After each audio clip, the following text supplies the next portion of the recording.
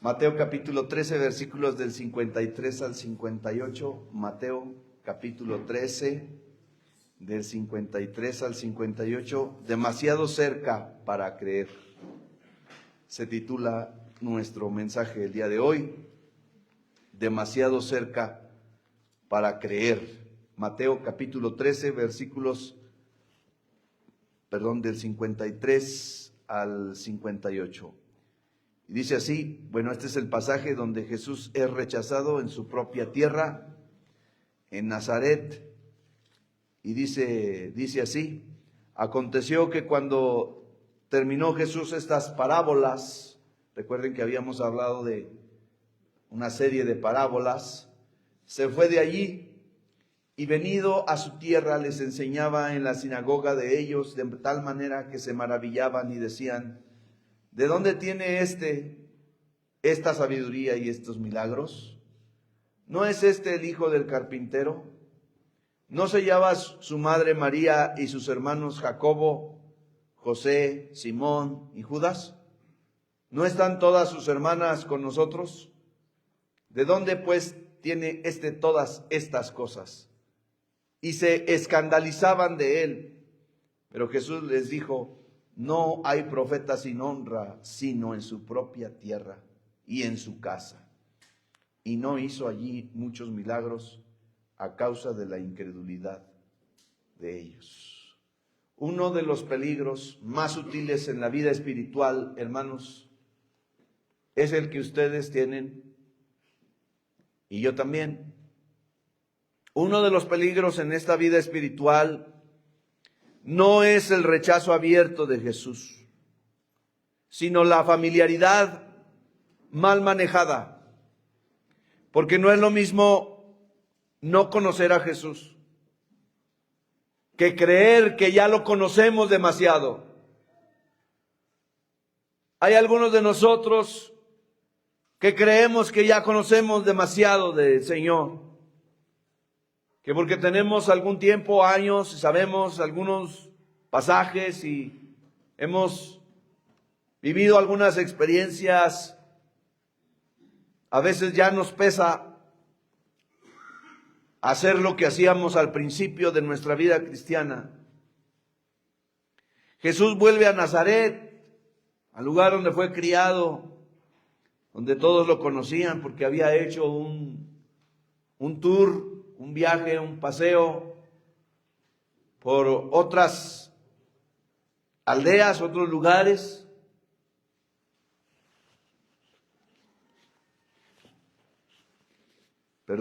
Y algunos eruditos piensan que Jesús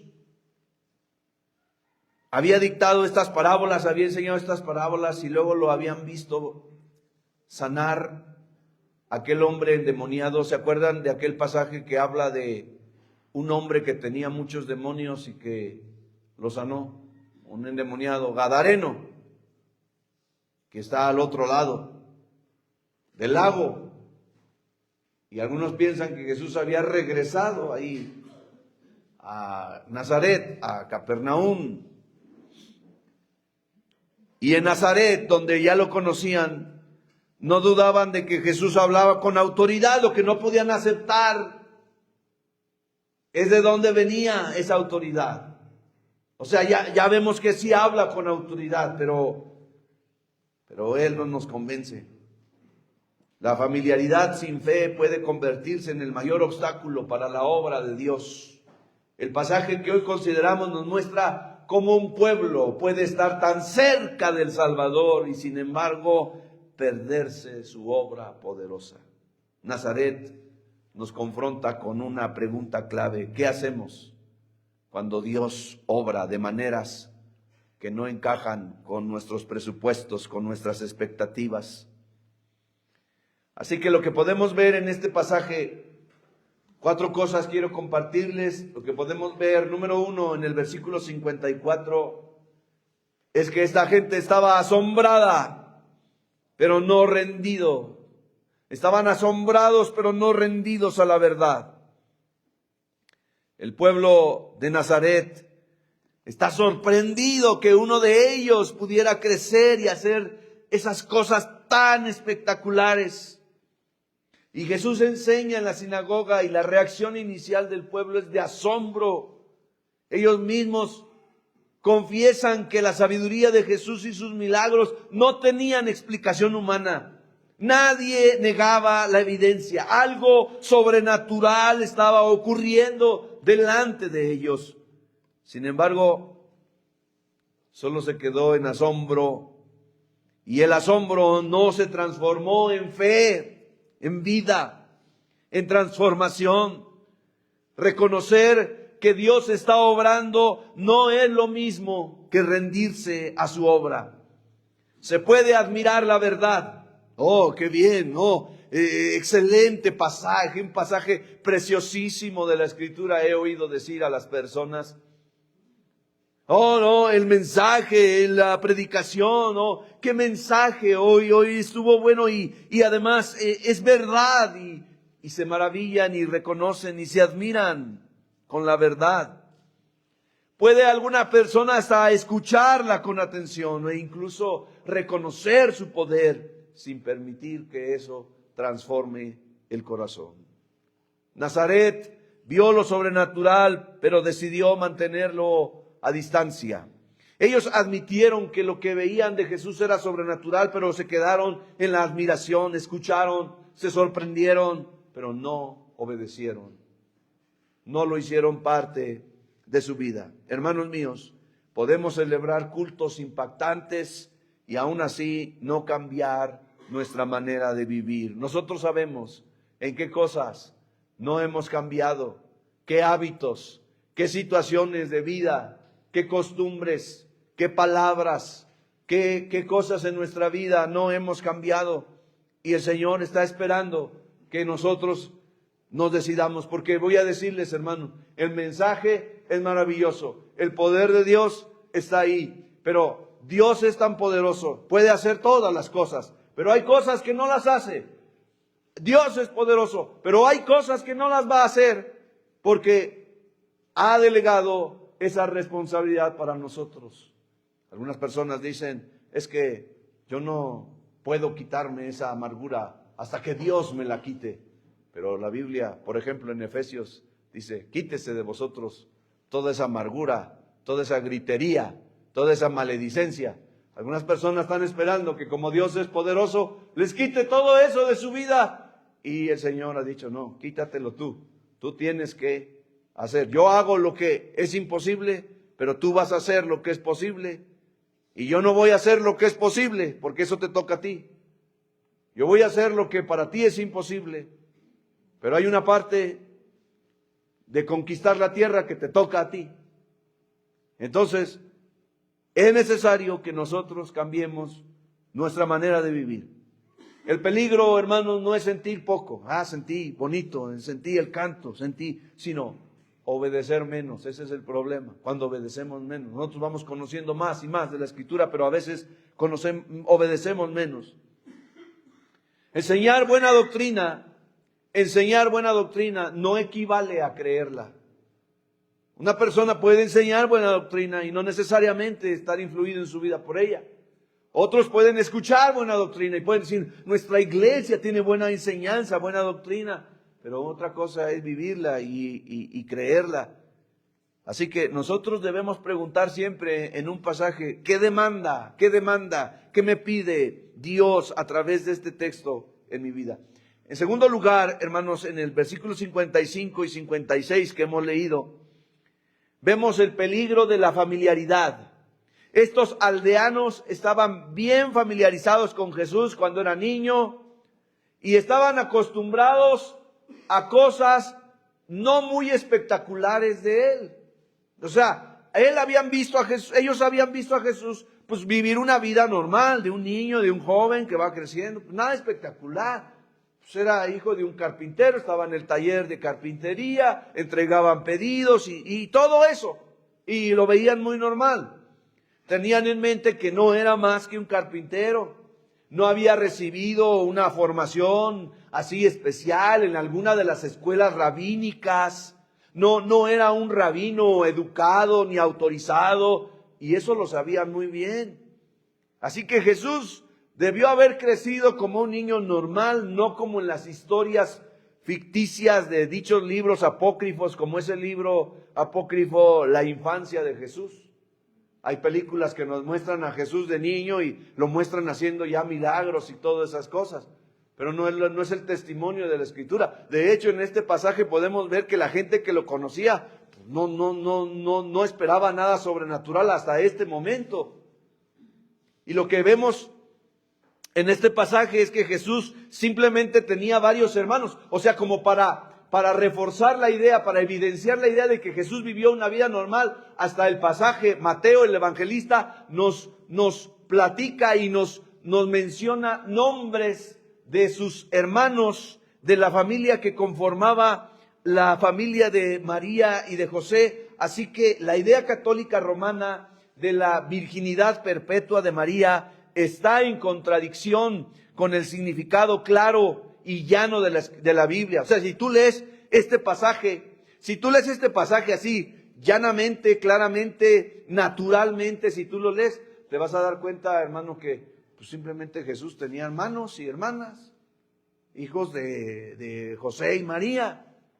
Y pasajes como este presentan una gran controversia. Alrededor de este pasaje hay una gran controversia, hay mucha discusión, sobre todo en relación a estos hermanos y hermanas de Jesús.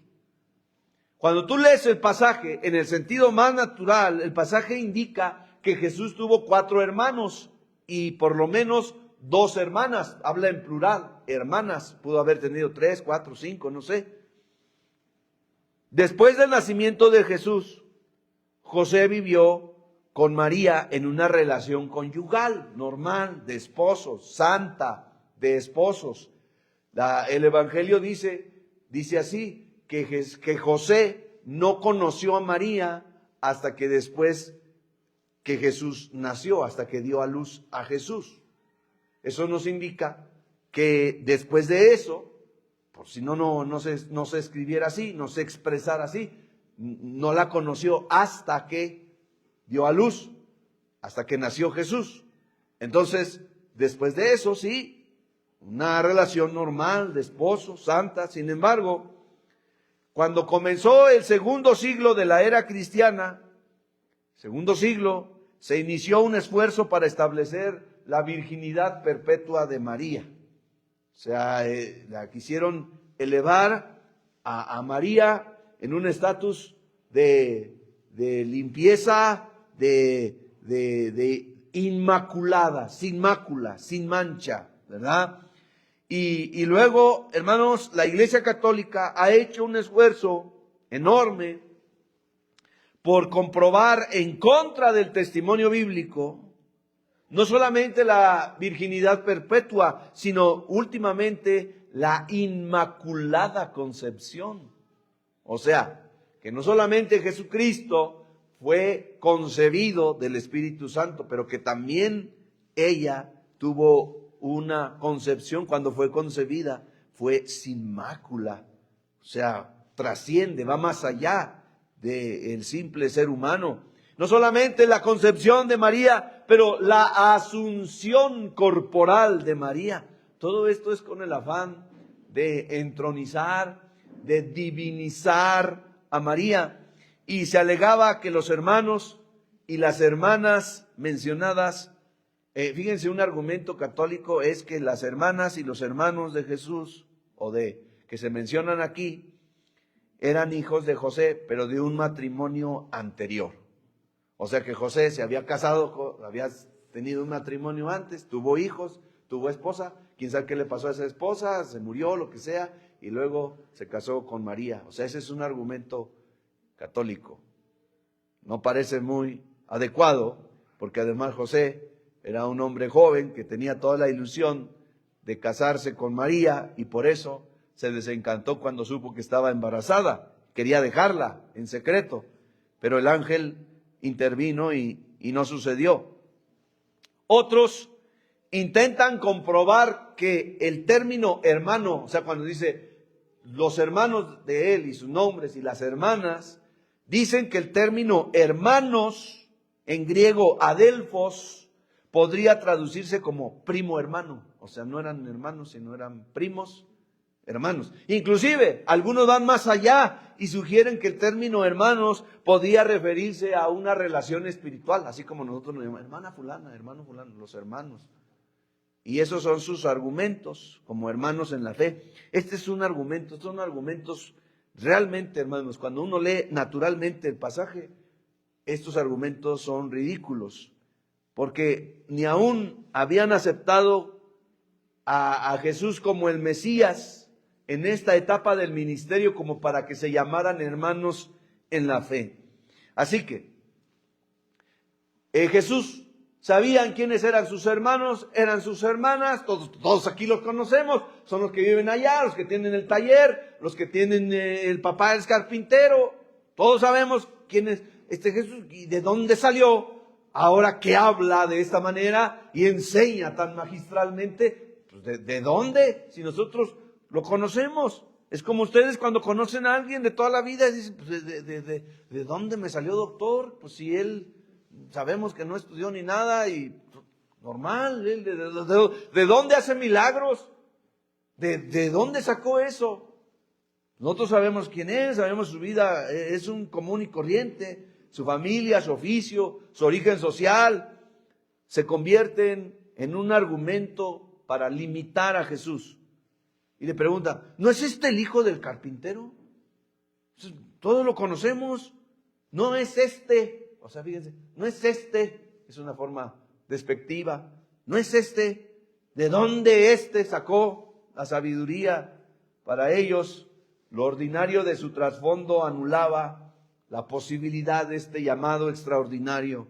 El problema no era que conocieran su historia, sino que redujeran su identidad a lo que les resultaba familiar. A veces Dios, hermanos, levanta instrumentos de entre lo común para manifestar su gloria, pero el corazón orgulloso se resiste a aceptar que lo eterno pueda venir envuelto en un estuche sencillo.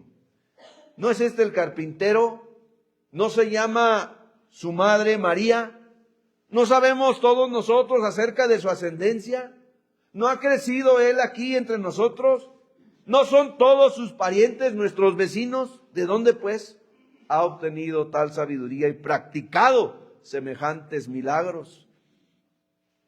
Estos detalles, estos comentarios prueban que durante los primeros 30 años de su vida, los ciudadanos que vivían cerca de la familia descubrieron que él no tenía nada de diferente respecto a los otros hombres. Y esto también revela, cuando se dieron cuenta de la sabiduría de sus milagros, pues se dieron cuenta del carácter divino de su misión. Estos nazarenos proclamaban tanto el carácter paralelo, o más bien sin paralelo, de esas enseñanzas y la realidad gloriosa de los milagros. Así que, por otra parte, lo que podemos destacar es la maravillosa humildad del Señor Jesús y la negación de sí mismo, que Él no había hecho ninguna indicación durante 30 años de que fuera un ser extraordinario. Su hora no había llegado aún por eso, pero ahora ya estaba llegando el momento de manifestarse. Así que, ¿qué podemos entender de aquí, hermanos? Nosotros no debemos despreciar a quienes Dios levanta dentro de la misma congregación. Fulano quiere ser misionero, sutano quiere ser pastor, que dice que ha sentido que el Señor lo ha llamado. Y a veces nosotros demeritamos a una persona por su origen y no nos ponemos a pensar que Dios puede llamar a personas de aquí. Aquí puede llamar Dios una persona para irse a pastorear, para irse a ser misionero. Dios puede llamar a una persona aquí para irse a misionar a otro país. Dios sigue llamando, Dios sigue usando a personas de aquí. A veces nosotros acreditamos más a una persona de fuera, pero no debemos medir la autoridad espiritual por los títulos, por el trasfondo, por la apariencia, porque Dios suele usar lo ordinario para manifestar lo extraordinario. La familiaridad con las cosas de Dios y con la vida de la iglesia puede convertirse, si no se cuida el corazón, en un serio estorbo para la fe. Cuando lo sagrado se vuelve rutinario. La Biblia. Sí, esos cantos. Ir a la iglesia. Cuando lo sagrado se vuelve rutinario, dejamos de esperar que Dios hable. Dejamos de esperar que Dios confronte y transforme. Dejamos de abrir la puerta porque ya se nos hizo tan familiar. Escuchamos la palabra de Dios sin asombro, nos da sueño. Eso ya lo he escuchado, eso ya lo sé. Participamos en los cultos, en los servicios sin expectativa. Servimos a Dios sin dependencia, sin oración. Todo eso se puede hacer porque ya lo conozco, ya lo sé. Esa es una tentación grande para un pastor, para un misionero. Eso ya me lo sé, eso ya tengo tantos años, ya he visitado a tales personas ya. Yo me acuerdo cuando estaba en la universidad y cuando me decía alguien que sí quería que yo le compartiera del evangelio, me acuerdo que iba con mi Biblia en la mano, iba hacia donde nos íbamos a ver, iba caminando en la banqueta y me acuerdo que ahí en la banqueta mientras yo caminaba le iba diciendo, Señor, ayúdame por favor, dame las palabras, dame una dependencia que desde que yo oraba y luego salía de mi casa hasta que llegaba a ver a la persona. Y uno de las tentaciones y de los pecados que podemos cometer, hermanos, es que tanta familiaridad como que ya después no le damos tanta importancia. Y fíjense, una vez, pasando los años y siendo pastor, eso que les digo, iba a la universidad, no era pastor, era un joven que quería prepararse para predicar. Pero ya después, como pastor, pasaron unos años y me dijeron, oye, ¿le puedes ir a predicar a fulano? Sí, ¿cómo no? Fui a predicarle a fulano y yo iba así. De todas maneras, ni va a creer. O sea, ¿cuántas veces le predicamos a uno y ni cree? Y ya entonces fui y le prediqué el evangelio y dije, así casi como que ni me importa, le voy a hablar del infierno y de todo que se va a ir a podrir en el infierno y total, ni va a creer para lo que vaya a creer. Y al final la pregunta que siempre tenemos que hacer, ¿y quisieras tú entregarte a Cristo y reconocerlo como Señor y Salvador? Yo me esperé una negativa, hermano, pero me dijo que sí. Me dijo sí. Este es como el muchacho que va y le pide que sea su novia y le dice que sí, no esperaba que le dijera que sí. Y le dice sí, me dice sí, bueno, vamos a orar. Y luego la segunda pregunta, quisieras tú que viniéramos a predicar cada semana? Podríamos venir los jueves y todo eso. Le dije, me va a rechazar. Y dijo, no, sí quisiera. Híjole, más trabajo. Pues el jueves nos vemos aquí y ya. Fui el jueves a las 7 de la noche. Y luego empecé a abrir el libro y empecé la Biblia. Y le dije, mira, tienes que aprender esto y esto y esto. Sí. Dice, oye, ¿qué crees? Que fui de compras y no sé qué. Y me empezó a platicar toda una historia. No me dejaba avanzar del punto 1 al punto 2 de mi estudio bíblico. Y empezó a hablar y se consumió como media hora. Dije, bueno, ya se acabó la hora. Bueno, muy bien, vamos a orar y ya, me fui.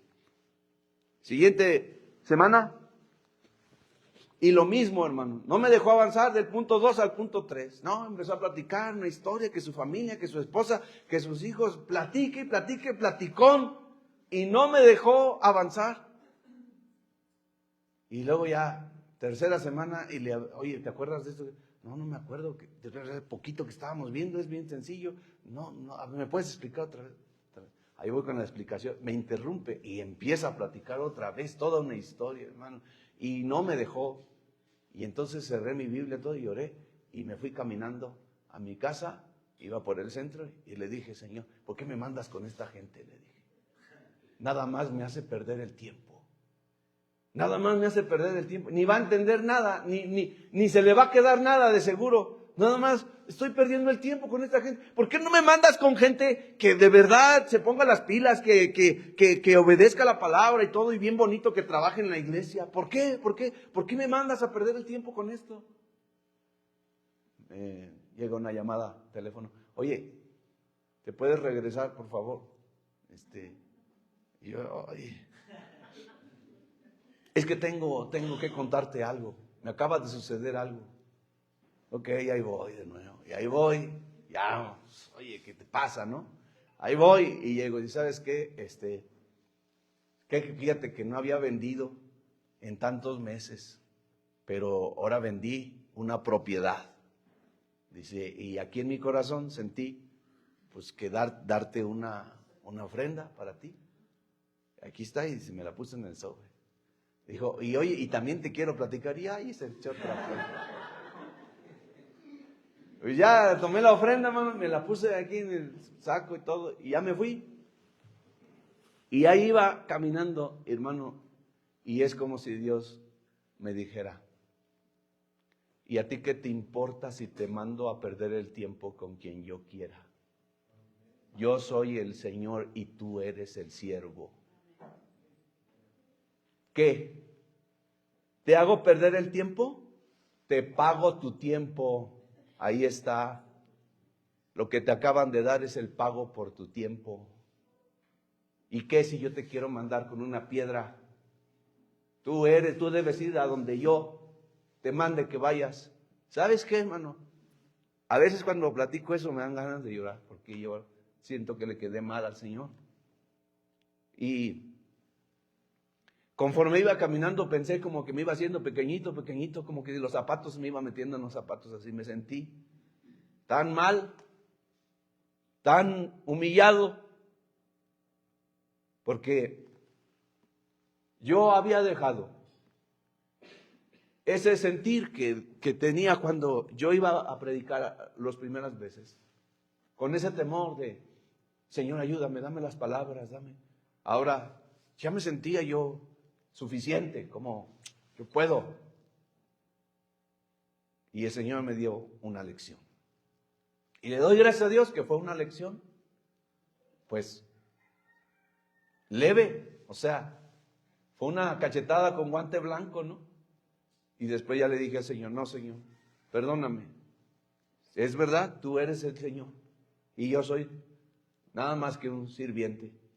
Y a donde tú me quieras llevar, yo no tengo por qué decir que pierdo el tiempo. Yo no soy el Señor, no soy el jefe, tú eres el jefe. Perdóname, Señor. Y le pedí perdón al Señor y oré y le pedí perdón. Y la lección que nosotros debemos aprender, hermanos, es que no debemos menospreciar. A veces nosotros nos sentimos tan familiares con algo y esa es una tentación. Menospreciar que porque algo es familiar no tiene importancia, ha dejado de ser extraordinario y lo vemos como algo ordinario.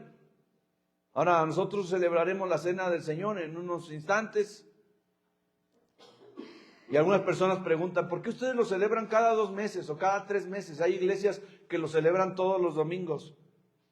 Debo decirles, hermanos, que parte de eso es porque no queremos que lo extraordinario se vuelva ordinario. En la mente de muchas personas, cuando algo se repite y se normaliza, se hace común y pierde la importancia. Ya es rutinario. Y por eso dejamos un tiempo sin dejar de hacerlo. ¿Por qué? Porque es una ordenanza que el Señor nos mandó. Pero no debemos pasar al asunto que he comentado de la familiaridad y dejar que eso pierda importancia. La costumbre puede apagar la reverencia y la repetición puede sustituir a la obediencia viva y sin darnos cuenta corremos el riesgo de convivir con la verdad sin dejarnos afectar por ella. Corremos el riesgo de estar cerca de Dios en las formas externas, pero lejos de Él en una fe humilde, sensible y expectante. Número 3, versículo 57. Ahora vemos el menosprecio del mensajero y del mensaje. No solamente del mensajero, pero al menospreciar al mensajero, por estar enfocados en el mensajero, estos hombres de Nazaret no validaron el mensaje. Dice la Escritura que se escandalizaban de él. Su recepción de Jesús no fue acogedora ni amigable. Ellos hablan en forma escéptica. ¿Qué es un escéptico? Aquel que duda de todo, aquel que no acepta, que tiene cerrada la puerta y se refieren a él como este. La familia de Jesús y los vecinos de Nazaret no lo entendieron y no aceptaron su ministerio. Sus hermanos, sus propios hermanos y hermanas, no creyeron en Jesús sino hasta después de su muerte y su resurrección, hermanos. Hay evidencias en el Evangelio de que sus hermanos no creían en Él. Y que es más, cuando le decían que ya lo estaban buscando, cuando avanzó su ministerio, ya lo estaban buscando para matarlo, los fariseos, los líderes de Israel. Y sus hermanos le dijeron, pues que vaya, que se enfrente, a ver si así ya se muere. O sea, no creían en Él. Pero después de la resurrección, hay algunos pasajes que nos hacen pensar que creyeron en Él. El pueblo de Nazaret no lo apreciaba. El éxito y la gloria de Jesús parecía solamente hacerlos más resentidos contra Jesús. Es como cuando alguien ve que alguien tiene éxito y que le va bien y siente envidia. Ustedes saben que el éxito trae envidia. Si tú publicas algo en Facebook, en Instagram, en cualquier red social y sales feliz, hay algunas personas, tus conocidos, tus amigos, es más, familiares, que hasta te pueden poner una notificación de una carita y todo, pero por dentro están ardiendo de envidia. ¿Quién es este? ¿Por qué le pasa esto? ¿Por qué anda aquí? ¿Por qué le pasa esto? Y hay gente que tiene envidia, pero no te lo va a mostrar de frente. Y así, con Jesús, su gloria, sus milagros parecían enardecer más la envidia. No fue la falta de la verdad lo que les hizo tropezar. El escándalo no estuvo en su enseñanza, el escándalo fue por su persona. Lo rechazaron a pesar de la maravillosa enseñanza. No podían entender cómo uno que había sido criado entre ellos sin mayor preparación podía enseñar de esta forma. Jesús no fue el primer profeta que fue rechazado en su país. Jeremías experimentó el rechazo y un montón de profetas eran rechazados. Pero Jeremías fue rechazado en su propia tierra, los de su familia. Jeremías capítulo 12, versículos 5 y 6. Los de Nazaret debieron haberlo respetado más porque era uno de ellos.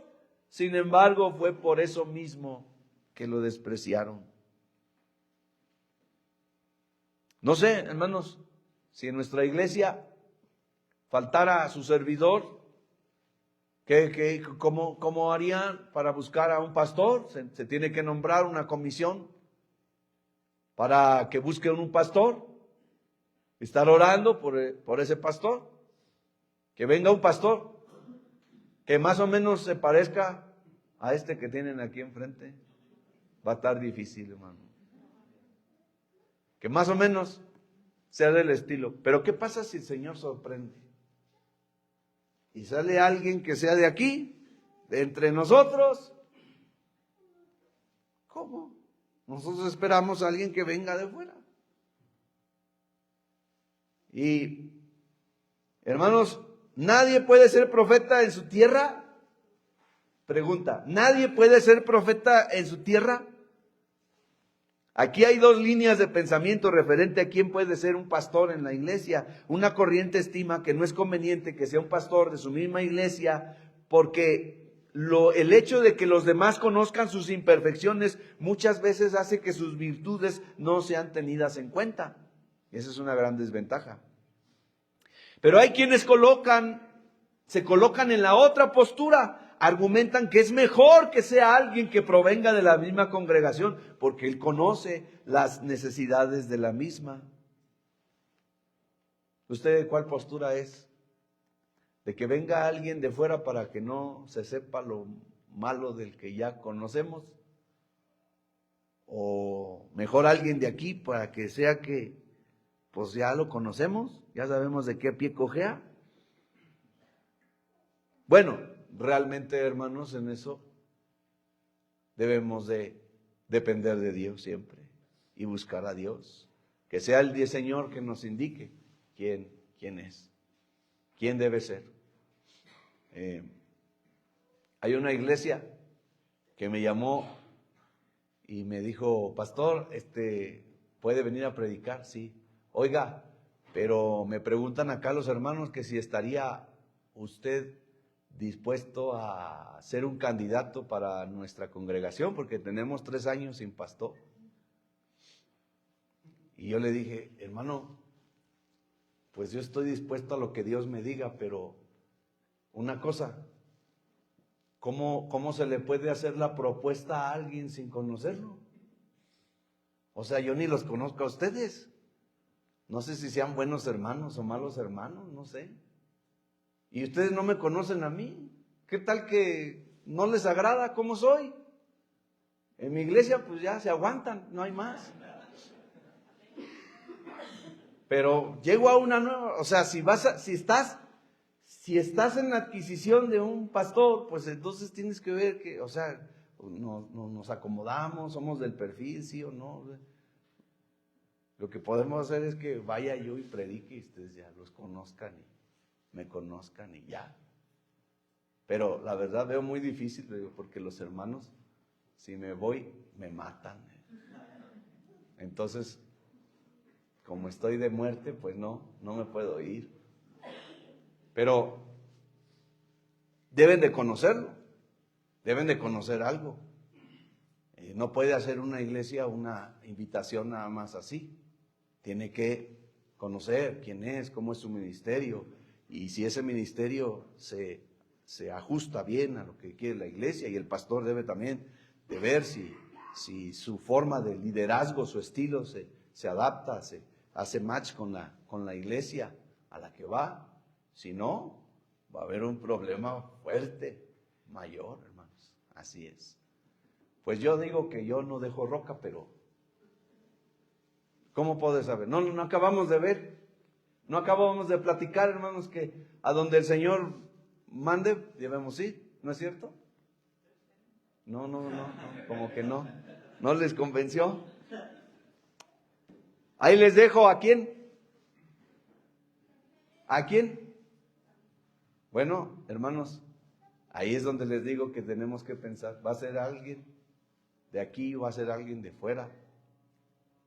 La iglesia debería estar preparada para una cosa así, porque cuando no hay preparación viene una crisis fuerte. Y entre más tiempo dure un pastor en un pastorado, es más difícil para la iglesia hacer esa transición. No le estoy diciendo esto porque me voy, ni tampoco me quiero morir ya, hermano. Aunque sí, en algún momento les he dicho, me voy, porque ya, adiós, ya se termina todo y ganamos con el Señor si nos vamos. Estamos más contentos, más felices, sin este frío que están sintiendo ahorita en sus pies, ¿verdad? Muy bien, hermanos, debemos cuidar nuestro corazón para no criticar al que está predicando el evangelio y lo menospreciemos. Porque es así, porque habla así, porque tiene una apariencia tal. Ahora que se nombren un líder de una célula, un encargado de una célula, ay no, el hermano no me gusta, no, a mí me gusta más, no tenemos por qué hacer ese tipo de evaluaciones críticas negativas, porque eso nos puede llevar a algo equivocado, algo malo. En este caso, la incredulidad. Cuarto punto y último, la odiosa incredulidad y sus efectos, versículo 58. La odiosa incredulidad, dice, porque dice ahí en el 58, y no hizo allí, ¿qué? Muchos milagros a causa de la incredulidad de ellos. El texto no dice que Jesús no pudiera hacer milagros, sino que no hizo muchos milagros a causa de la incredulidad. La falta de fe no anula el poder de Dios, pero sí cierra su manifestación. Si una persona se mantiene no dispuesta, fíjense, la incredulidad es cuando una persona no está dispuesta a escuchar de Dios, no está dispuesta a seguir a Dios. El incrédulo se rehúsa a confiar.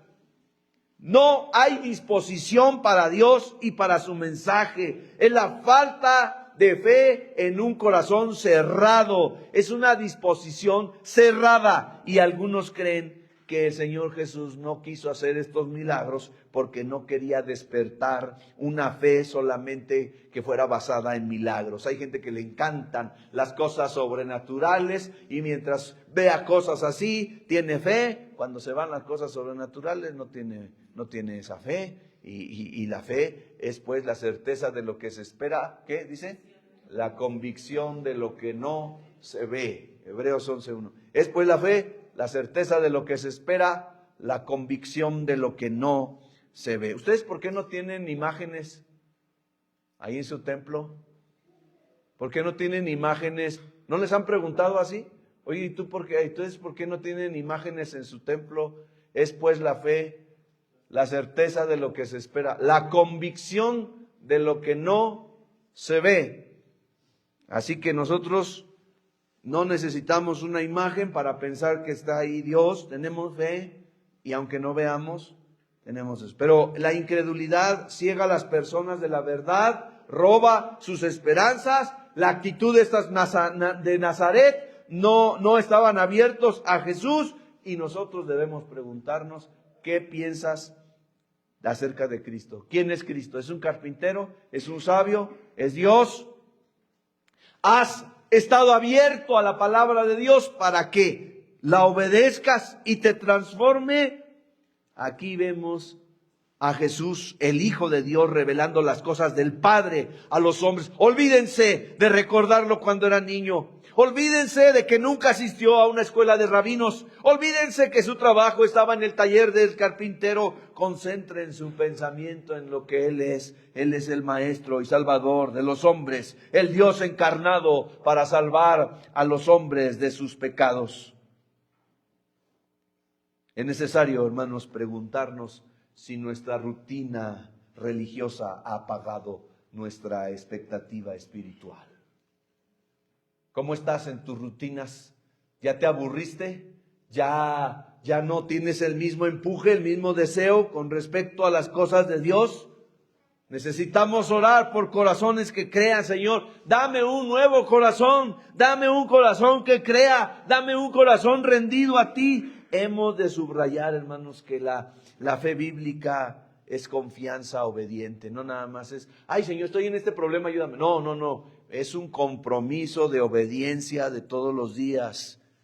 Aunque Jesús fue rechazado por los suyos, para nosotros los cristianos, Él debe ser el Señor al que rendimos nuestra lealtad. No solo el Maestro que admiramos, donde otros vieron solo al hijo del carpintero, nosotros reconocemos al Hijo de Dios. Y donde hubo desprecio, nosotros respondemos con fe y obediencia. Su rechazo no disminuye su autoridad, sino que resalta la necesidad de decidir qué lugar ocupa en nuestra vida. Para el creyente, para usted y para mí, Jesús no es una voz entre muchas, sino que es la palabra definitiva. No es una figura familiar del pasado, es el Rey de Reyes que gobierna el presente. Seguir a Cristo implica honrarlo precisamente donde los demás lo desprecian y creerle cuando otros dudan y confesarlo como Señor de señores y Rey de reyes.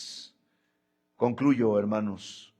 Nazaret nos advierte que se puede estar cerca de Jesús y aún así perderse de su obrar. Se puede conocer su historia, escuchar su enseñanza, reconocer su poder, pero rechazar su autoridad.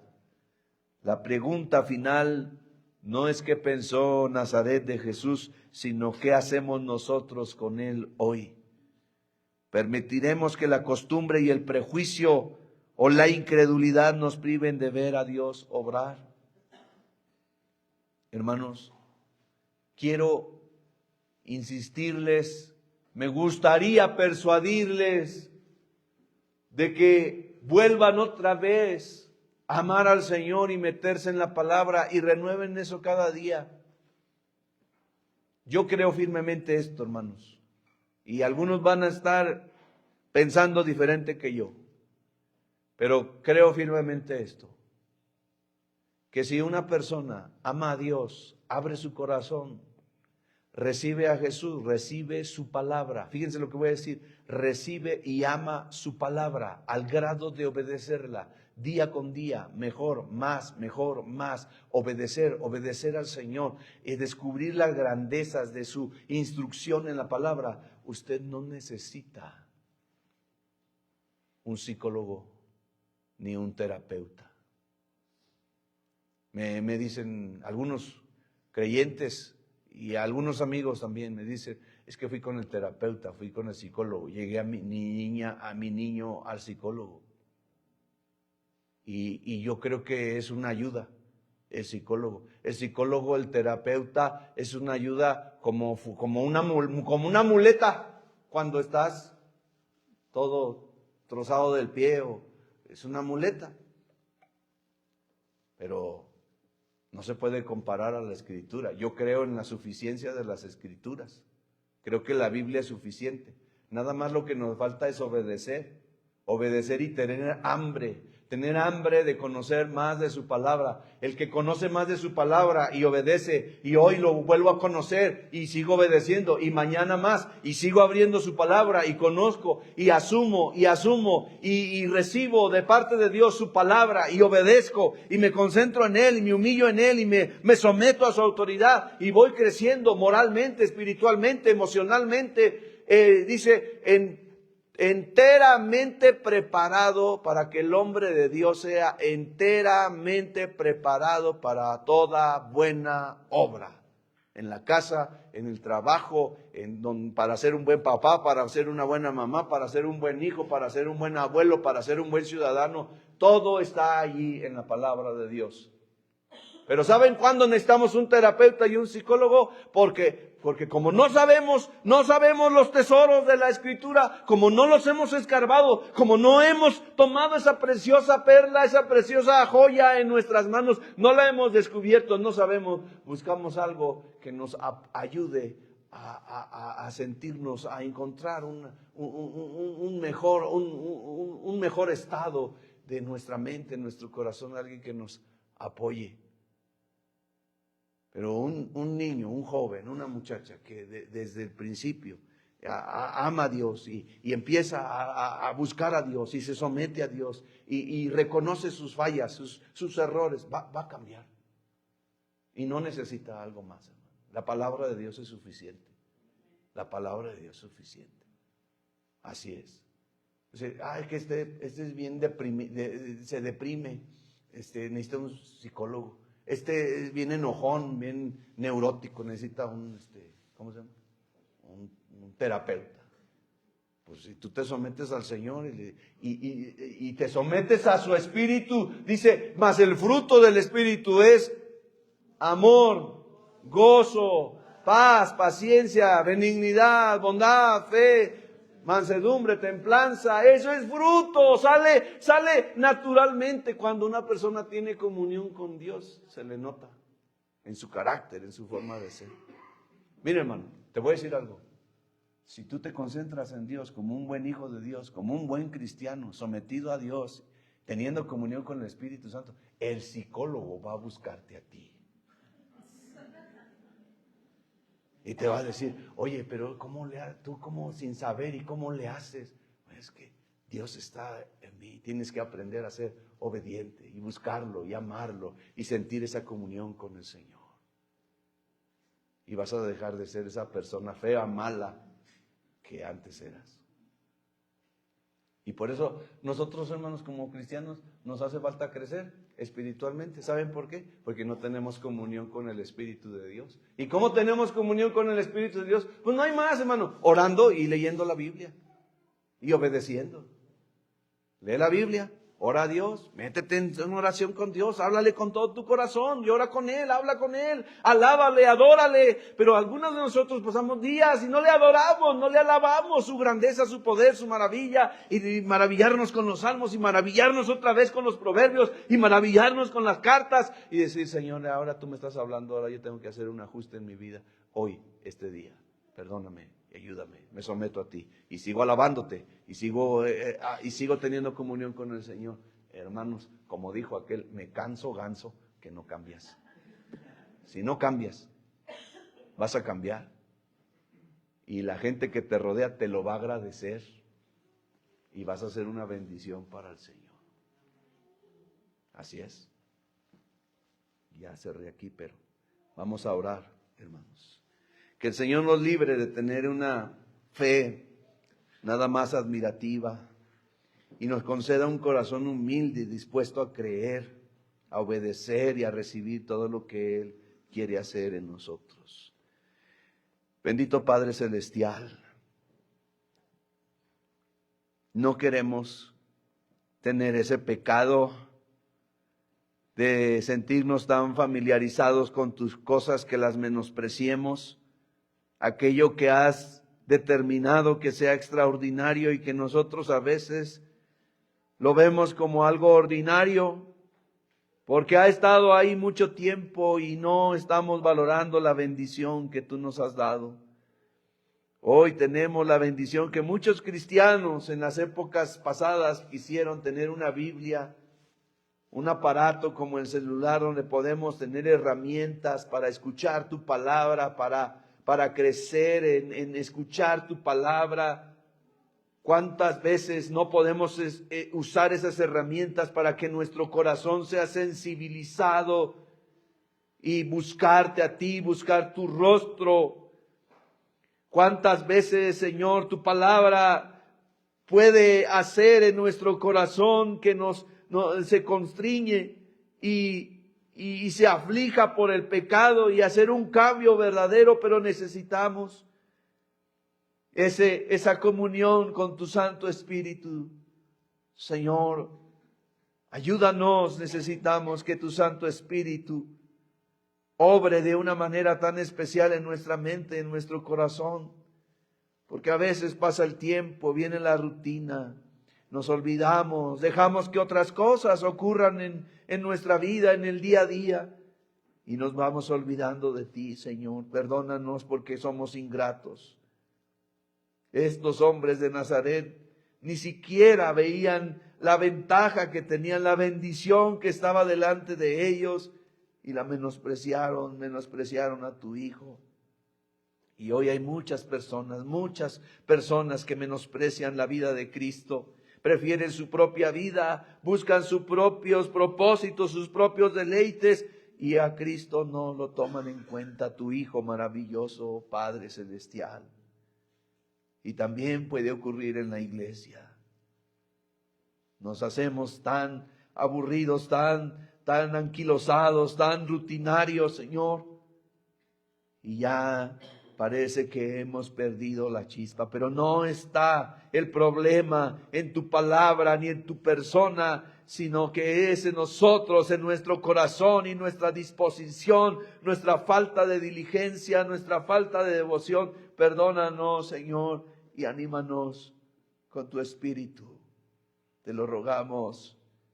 Aviva el fuego que has puesto en nosotros y nosotros mismos también.